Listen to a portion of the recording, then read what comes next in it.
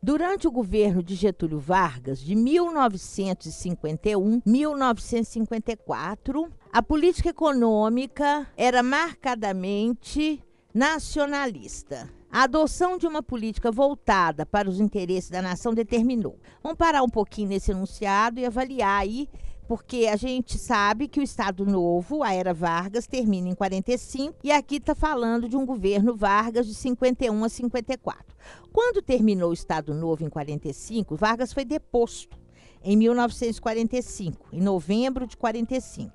E até que foram marcadas e que foi promulgada uma nova Constituição e marcadas novas eleições, o poder no Brasil foi entregue ao presidente da Câmara, deputado José Linhares. Em 1946, foi promulgada a nova Constituição brasileira, que é a Constituição de 46, que vai retomar o processo democrático, estabelecer eleições diretas, voto popular, secreto, etc, etc.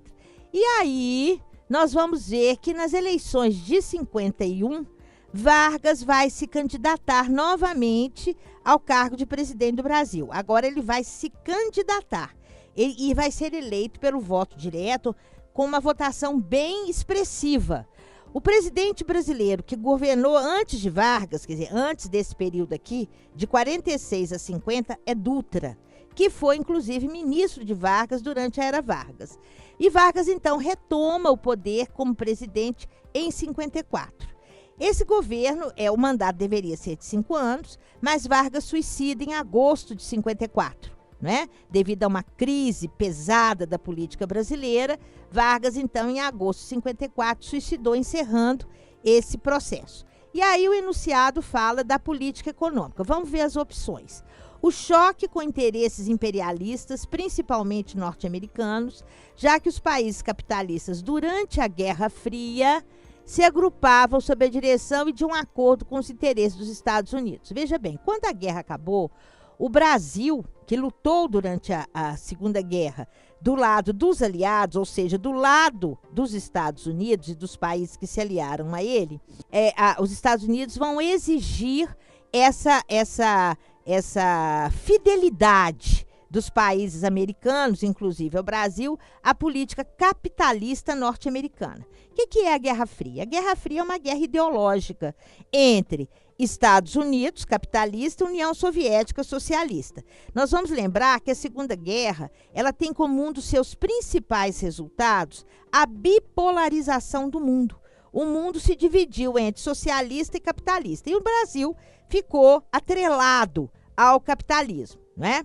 Então, nós vamos ver que a política varguista, ela vai se atrelar a esse capitalismo, ela vai ser manobrada pelo capitalismo. Nessa época, o presidente norte-americano é o presidente Eisenhower, né, que vai impor essa política extremamente dominante e baseada no capitalismo. A letra B. O estremecimento das relações entre Vargas e os Estados Unidos. Mas o presidente norte-americano Eisenhower viu-se impossibilitado de não conceder os empréstimos prometidos para não perder um aliado na América. Na verdade, Vargas mantém uma política de boa vizinhança com os Estados Unidos, inclusive não só do ponto de vista político e econômico, mas até do ponto de vista cultural. É nessa época que artistas brasileiros vão se apresentar nos Estados Unidos, como Carmen Miranda, Bando da Lua, né, que é um grupo de samba, enfim. O samba ganha uma ressonância norte-americana, né? Existe aí o Walt Disney, os filmes de Disney começam a passar no Brasil, existe aí um intercâmbio, não só político econômico, mas também um intercâmbio cultural. A falência dos projetos ligados à criação de empresas estatais que monopolizaram os setores importantes da nossa economia, dada a falta de capital estrangeiro. Na verdade, esse período é marcado por uma política nacionalista apoiada pela economia norte-americana, porque é aqui nesse período que é criada a Petrobras. A Petrobras é criada, o petróleo é nosso, essa campanha com esse slogan, a Petrobras surge em 51.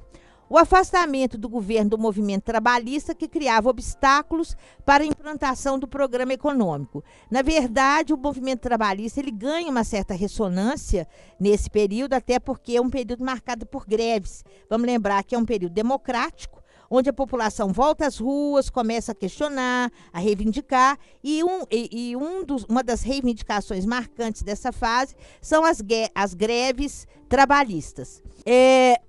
A retomada de uma campanha liderada pelo próprio presidente, que denunciava a remessa de lucros para o exterior por parte de empresas nacionais.